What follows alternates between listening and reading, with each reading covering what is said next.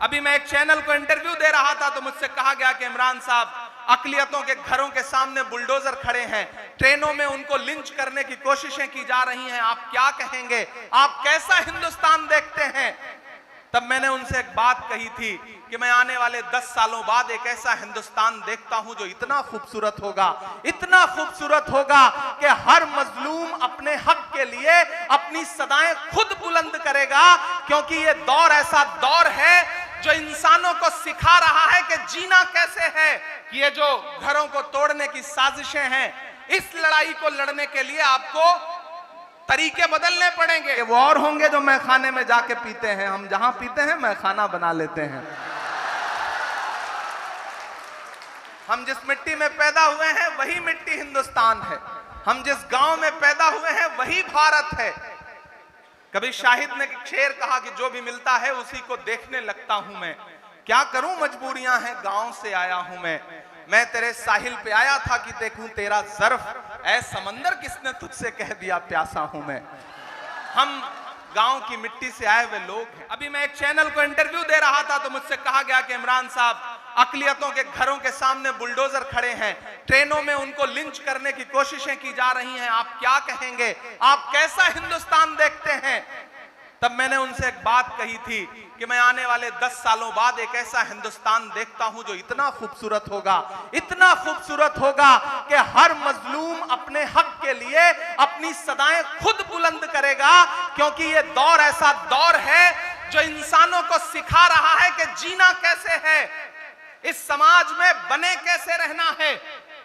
आपके खिलाफ जो सरकारी साजिशें हैं, समाजी साजिशें हैं, उन्होंने एक काम अच्छा किया है और वो ये किया है कि कन्याकुमारी से कश्मीर तक डंडा लेके भैंस चराने वाला आम मुसलमान भी ये मान चुका है कि अगर इस मुल्क में जिंदा रहना है तो अपने बच्चों को पढ़ाना पड़ेगा। ये एहसास जागा है आपके अंदर, इस एहसास को बुलंद करिए। अगर आपने इस एहसास को बुलंद कर लिया, हमारे पास यूनिवर्सिटियां बहुत हैं, मैं बड़ी माफी के साथ यहां जो हायर एजुकेशन से जुड़े हुए लोग बैठे हैं, हमारे पास यूनिवर्सिटियां बहुत हैं और बच्चा अगर हाई स्कूल तक पढ़ लिख जाता है तो किसी ना किसी यूनिवर्सिटी में दाखिला भी ले लेगा। हमें जरूरत है बेसिक स्कूलों की, हमें जरूरत है पहली क्लास से 12th तक हमारे बच्चे कैसे एजुकेशन हासिल करें, इसके लिए लड़ाई लड़ने की जरूरत है। चूंकि हम शिक्षा के महत्व पर बात कर रहे हैं, हमें एमएएच इंटर कॉलेज जैसे सैकड़ों हजारों इंटर कॉलेजेस की जरूरत है। इस भीड़ में बैठे हुए सारे लोगों से मैं ये गुजारिश करूंगा, आप अलग अलग दुनिया के लोग हैं, किसी को खुदा ने बहुत दौलत दी होगी, किसी को खुदा ने कोई अलग हुनर दिया होगा, कोई सियासत में बहुत आगे होगा। पूरा समाज हम नहीं बदल सकते, एक झटके में पूरा देश नहीं बदल सकते, अपने आसपास से बदलाव लाओ। खुदा कभी कभी क्या करता है कि आपको दौलत तो बहुत दे देता है, आप सोचते हो कि मेरा बेटा पढ़े, मैं इसे आईएएस कराऊं, इसे सीपीएमटी में ले जाऊं, पीएमटी कराऊं, नीट कराऊं, जो करना चाहे वो कराऊं। लेकिन कभी कभी ऐसा होता है कि खुदा दौलत तो देता है लेकिन आपके बच्चे को पढ़ने का मन नहीं देता। ऐसे में आपको क्या करना चाहिए? ऐसे में सिर्फ एक काम करिए कि अपने आसपास, अपने मोहल्ले में, अपने इलाके में नजर दौड़ाइए। 2-4 बच्चे ऐसे निकल आएंगे जो पढ़ना चाहते होंगे लेकिन उनके पास पढ़ने के संसाधन नहीं है, उनके वालिदैन इस लायक नहीं है कि अपने बच्चे को आगे पढ़ा सकें। उन बच्चों को एडॉप्ट करिए, उनकी तालीम का खर्च उठाइए, उन्हें आगे ले जाइए।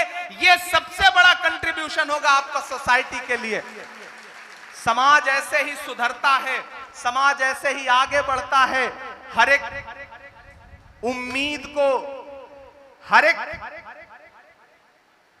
जब यह कहा जाता है ना कि चारों तरफ मायूसी का आलम है, चारों तरफ मुश्किलें हैं, इन मुश्किलों का हल कैसे निकलेगा? हर एक उम्मीद को लाजिम है एक जरखेज मायूसी। गाजीपुर के अदब नवाज लोगों, सुनना मेरी बात को कि हर एक उम्मीद को लाजिम है एक जरखेज मायूसी। उजाला रात में होता है, जुगनू में नहीं होता। हर एक उम्मीद को लाजिम है एक जरखेज मायूसी। उजाला रात में होता है, जुगनू में नहीं होता। सहारा हो ना हो मैं नाव ले जाऊंगा साहिल तक, हुनर मल्लाह में होता है, चप्पू में नहीं होता। वो करना पड़ेगा। वो जज्बा आपको पैदा करना पड़ेगा। और इधर आपके खिलाफ साजिशें तो हैं, जानते हैं क्यों हैं? मुझे किसी ने एक दिन एक कहानी सुनाई। उसने कहानी सुनाई कि एक जुगनू जो है वो चमक रहा था, हर दिन जिस जंगल में रहता था वहां चमकता था, अपनी जिंदगी जी रहा था। एक दिन उसके पीछे एक सांप पड़ गया, सांप उसका पीछा ही ना छोड़े, जुगनू भागता रहा, सांप उसका पीछा करता रहा। जब जुगनू थक गया तो उसने सोचा मुझे सांप से बात करनी चाहिए कि मेरे पीछे क्यों पड़ा है। वो रुक गया, उसने पलट के सांप से कहा कि भाई मुझे निगलना चाहते हो लेकिन मेरे 2 सवालों का जवाब दे दो फिर निगल लेना। सांप ने कहा अच्छा बताओ। तो उसने कहा ये बताइए आप जिस तरह की चीजें आप खाते हैं, जिस तरह के आप पतंगे खाते हैं, क्या मैं उसमें आता हूं? तो सांप ने कहा नहीं। तो जुगनू ने कहा सांप से ये बताइए मैंने आपका कोई नुकसान किया है? तो सांप ने कहा नहीं। तो बोला जब आपके मैं खाद्य श्रृंखला में भी नहीं आता, मैंने आपका कोई नुकसान भी नहीं किया, तो मुझे निगलना क्यों चाहते हो? तो सांप ने कहा मैं तुम्हें इसलिए निगलना चाहता हूं क्योंकि तुम चमकते बहुत ज्यादा हो। तो आपके साथ मसला यह है कि आप चमकते बहुत ज्यादा हैं, इसलिए लोगों की आंखों में चुभते भी बहुत ज्यादा हैं। यह हर दौर में होता रहा है। दुनिया के हर देश की पॉलिटिक्स 25 साल में एक नया शेप लेती है। हिंदुस्तान की पॉलिटिक्स भी एक नया शेप ले रही है और इस नए शेप में आपने देखा कि कुछ महीने पहले हुए इलेक्शन में सियासत ने एक नया शेप लिया कि तमाम नफरतें किनारे खड़ी रहीं और मोहब्बत का नारा लगाने वाले लोग पूरी मजबूती के साथ आगे आए। बस उनका एक ही नारा था कि नफरत के बाजार में मोहब्बत की दुकान खोलनी है। तो मेरे भाई मैं आपसे ये गुजारिश करूंगा कि इस दौर में आगे आइए और ये जो बुलडोजर लेकर के आपका घर गिरा रहे हैं, ये जो जुल्म कर रहे हैं, इसको दर्ज करिए। रमेश सोज का शेर है कि नया पाने की चाहत में पुराना छूट जाता है, तुझे अपनाऊं तो मुझसे जमाना रूठ जाता है। मोहब्बत पढ़ने लिखने में बहुत आसान है लेकिन मोहब्बत को निभाने में पसीना छूट जाता है। तो आप भी हमारी मोहब्बत में बैठे हैं, हम भी आपकी मोहब्बत में यहां खड़े हैं। मैंने कहा ना मैं रात में शाम में लंदन से लौटा और सो भी नहीं सका था। हाँ मैं वो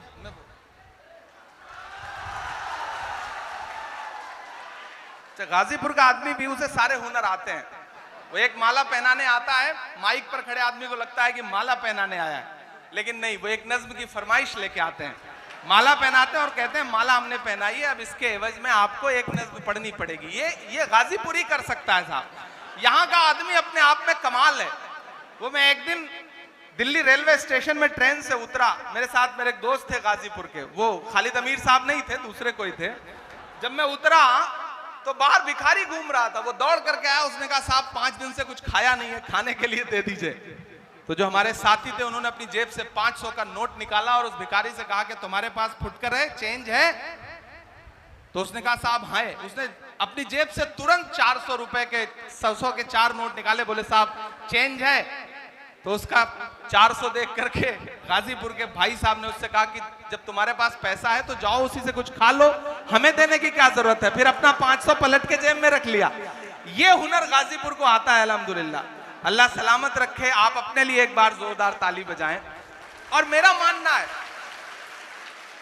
देखिए मैं हमेशा इस बात को मानता हूं कि ये जो 4 फीट ऊंचा स्टेज है ना, इस पे बैठे हुए लोग ज्यादा मोतबर नहीं है। वो जो सामने नीचे 4 फीट बैठे लोग हैं, ये ज्यादा मोतबर लोग। देखिए अपनी तारीफ सुन के आदमी कैसे ताली बजाता है। मैं बताता हूं क्यों है। मेरा मानना है किसी भी प्रोग्राम में जिस तरह तराजू होती है तो उसके 2 पलड़े होते हैं ना, तो यहां भी 2 है। एक ये स्टेज है और ये एक सामने ऑडियंस है, लोग हैं, अवाम है। लेकिन मेरा हमेशा मानना है कि तराजू का वही पलड़ा नीचे होता है जिसमें वजन ज्यादा होता है। आप ज्यादा वजनदार लोग, आप ज्यादा समझदार लोग हैं।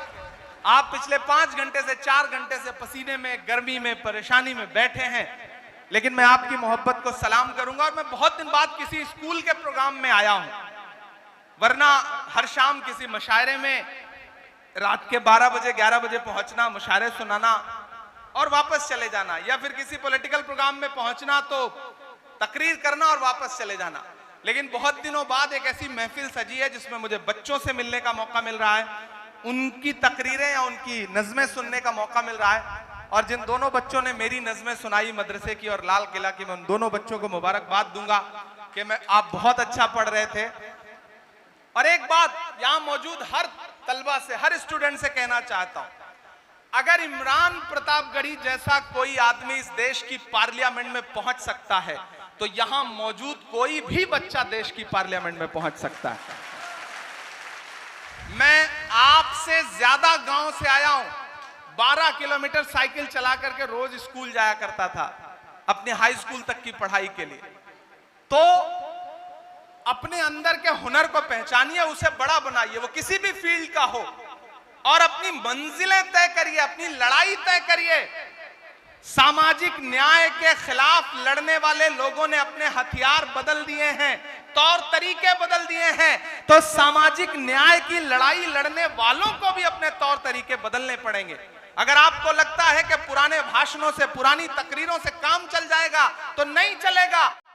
गाजीपुर वालों और गाजीपुर के साथ साथ यहां खड़े होकर के पूरे हिंदुस्तान की आवाम से कहना चाहता हूं कि ये जो घरों को तोड़ने की साजिशें हैं, इस लड़ाई को लड़ने के लिए आपको तरीके बदलने पड़ेंगे। आरटीआई है, राइट टू इंफॉर्मेशन है आपके पास, राइट टू एजुकेशन है आपके पास, राइट टू फूड है। यूपीए 2 ने दिया है आपको ये हथियार, इन हथियारों का इस्तेमाल करिए। अगर कहीं आपके इर्द गिर्द ऐसा कुछ हो रहा है, हम लोग इस लड़ाई को लेकर के, अभी जो मध्य प्रदेश में हुआ है, उस लड़ाई को लेकर के सुप्रीम कोर्ट जा रहे हैं, लड़ेंगे इस लड़ाई को मजबूती के साथ। और आपसे भी ये गुजारिश करता हूं कि इस भीड़ में तमाम वकील बैठे होंगे, सामाजिक कार्यकर्ता बैठे होंगे, पहचानिए उनको जो चिन्हित करके आपके घरों पे बुलडोजर चलवा रहे हैं, चाहे वो कोई अधिकारी हो, चाहे कोई नेता हो। जो राइट टू इंफॉर्मेशन का अधिकार है ना आरटीआई का, उनकी भी जमीनों के लिए, उनके भी घरों के लिए, उनकी भी संपत्तियों के लिए आरटीआई लगाइए। जो कलेक्टर या जो कोई यूपीएससी से आया हुआ इंसान ये सोचता है कि किसी का भी घर कुचल करके चला जाएगा और दुनिया चुप रहेगी, तो उसके खिलाफ भी आरटीआई लगाइए। पता करिए कि उनका जो घर बना है उसका नक्शा पास है या नहीं पास है। ये लड़ाई इस देश के तमाम सामाजिक कार्यकर्ताओं को, इस देश के तमाम वकीलों को, शिक्षाविदों को मिलकर लड़नी पड़ेगी, वरना इस देश के दलित हो, आदिवासी हो, अल्पसंख्यक हो, पिछड़े हो, महिलाएं हो, जो जुल्म और सितम की इंतहा इबारत लिखी जा रही है, उसे आने वाली सदियां याद रखेंगी।